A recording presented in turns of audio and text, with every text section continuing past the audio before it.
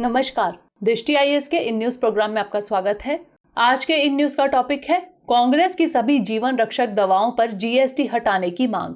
आज का यह टॉपिक जीएस पेपर 3 के अर्थव्यवस्था खंड से जुड़ा हुआ है। तो देख लेते हैं डायमेंशन जिन पे आज की चर्चा करेंगे। सबसे पहले खबर पर नजर डालेंगे। खबर के मुख्य बिंदु क्या है वह देखेंगे। जीएसटी काउंसिल के बारे में जानेंगे। जीएसटी यानी वस्तु एवं सेवा कर क्या है वह समझेंगे। चुनौतियां, आगे की राह और अंत में रहेगा आपके लिए प्रश्न।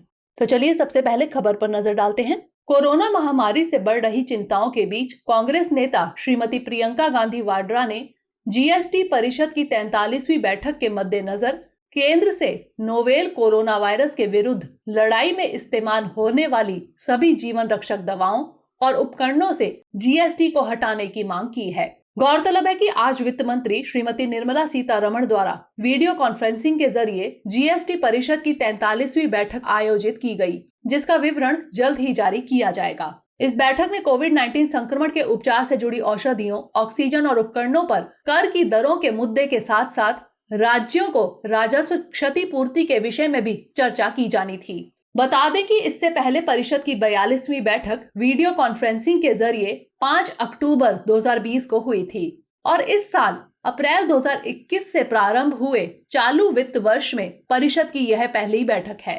अब जान लेते हैं खबर के मुख्य बिंदु क्या है। देश भर में कोरोना महामारी के बढ़ते प्रकोप और प्रभाव को देखते हुए कांग्रेस नेता श्रीमती प्रियंका गांधी ने मांग की कि परिषद की इस बैठक में सरकार को उन सभी जीवन रक्षक दवाओं और उपकरणों से जीएसटी को हटाना चाहिए जिनका उपयोग कोविड से लड़ने के लिए किया जा रहा है। ट्वीट के जरिए उन्होंने कहा कि जिस तरीके से कोरोना से लोग बुरी तरह प्रभावित हो रहे हैं, उसे देखते हुए उनसे जीवन रक्षक दवाओं, टीके, उपकरणों, ऑक्सीजन और वेंटिलेटर आदि जैसे आवश्यक चिकित्सा उत्पादों पर कर वसूलना क्रूर और असंवेदनशील रवैया है।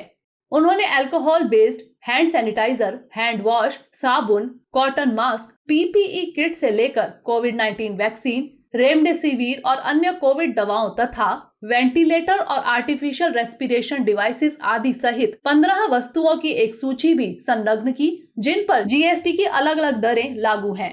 अब जान लेते हैं जीएसटी काउंसिल के बारे में। इस परिषद में केंद्रीय वित्त मंत्री, राज्य मंत्री राजस्व और राज्य के वित्त मंत्री शामिल होते हैं, जो जीएसटी दर, छूट और सीमा, करों तथा अन्य मामलों की सिफारिश करते हैं। जीएसटी परिषद कई विषयों पर केंद्र और राज्यों को सिफारिश करती है, जैसे वे वस्तुएं और सेवाएं जिन्हें जीएसटी के अधीन या उससे छूट प्रदान की जा सके।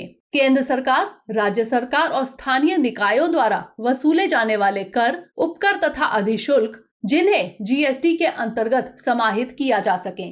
किसी भी प्राकृतिक आपदा या विपदा के दौरान अतिरिक्त संसाधन इकट्ठा करने हेतु किसी विशेष अवधि के लिए कोई विशेष दर या दरें। आइए समझते हैं कि जीएसटी यानी वस्तु एवं सेवा कर या फिर गुड्स एंड सर्विसेज टैक्स क्या है। जीएसटी एक अप्रत्यक्ष कर है। यह निर्माता से लेकर उपभोक्ताओं तक वस्तुओं एवं सेवाओं की आपूर्ति पर लगने वाला एकल कर है।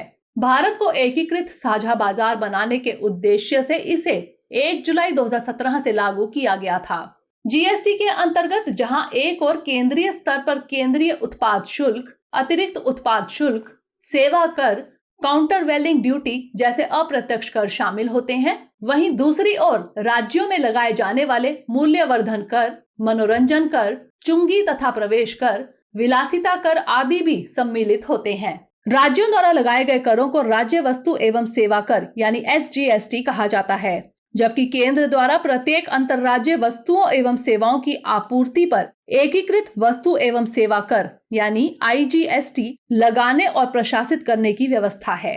जान लेते हैं इसके समक्ष चुनौतियां कौन सी हैं। भारत में आवश्यक वस्तु अधिनियम 1955 के तहत केंद्र सरकार द्वारा आवश्यक दवाओं की कीमतों को नियंत्रित किया जाता है। इसके पीछे का तर्क दवाओं को सस्ता और सभी के लिए आसानी से सुलभ बनाना है। भारतीय आबादी के एक बड़े हिस्से के लिए दवाओं की लागत वहन करना मुश्किल है, जो स्वास्थ्य देखभाल पर होने वाले खर्च का एक महत्वपूर्ण हिस्सा है। हर साल 55 मिलियन से अधिक भारतीय स्वास्थ्य देखभाल के खर्च के कारण गरीबी में चले जाते हैं। भारत स्वास्थ्य सेवाओं पर सकल घरेलू उत्पाद यानी जीडीपी का 1.3% से भी कम खर्च करता है। बिहार में स्वास्थ्य सेवा पर आउट ऑफ पॉकेट खर्च 80% और गुजरात में 50% है। बीमारी के कारण गरीबी रेखा से नीचे आने वाले 55 मिलियन लोगों में से 38 मिलियन से अधिक के साथ ऐसा केवल दवा की लागत के कारण होता है। इसलिए दवा की कीमतों को सीमित करना एक प्रणालीगत समस्या का त्वरित समाधान है। एक सच्चाई यह भी है कि दवा की ऊंची कीमतें स्वास्थ्य को नकारात्मक रूप से प्रभावित करती हैं, जिससे मृत्यु दर में भी इजाफा होता है। दवाएं और उनके फॉर्मुलेशन दवा कंपनियों द्वारा पेटेंट कराए जाते हैं, जो अनुसंधान और विकास में बड़ी रकम का निवेश करते हैं। ये निवेश कभी कभी लाखों डॉलर में चला जाता है। इसलिए दवा निर्माता पेटेंट पंजीकृत करते हैं। पेटेंट कानून आविष्कारकों को 20 साल का पूर्ण स्वामित्व देता है। इसके अन्य निर्माता उसी दवा का उत्पादन और बिक्री कर सकते हैं। भारत स्वास्थ्य सेवा प्रदान करने पर बहुत कम खर्च करता है। भारत की नई राष्ट्रीय स्वास्थ्य नीति का उद्देश्य स्वास्थ्य सेवा वितरण में बड़े पैमाने पर सुधार करना है, लेकिन इसमें यह स्पष्ट नहीं है कि यह कैसे होगा। ऐसे में जान लेते हैं कि निष्कर्ष यानी आगे की राह क्या हो। दवा बाजार में स्टॉकिस्ट से लेकर रिटेलर तक एक जटिल आपूर्ति श्रृंखला मौजूद है, इसलिए इसे रेगुलेट करना जरूरी है। महत्वपूर्ण यह है कि मजबूत स्वास्थ्य सेवा बुनियादी ढांचा बनाया जाए, जो रोगी की सुरक्षा को महत्व देता है, नवाचार को प्रोत्साहित करता है और लागत को कम करता है।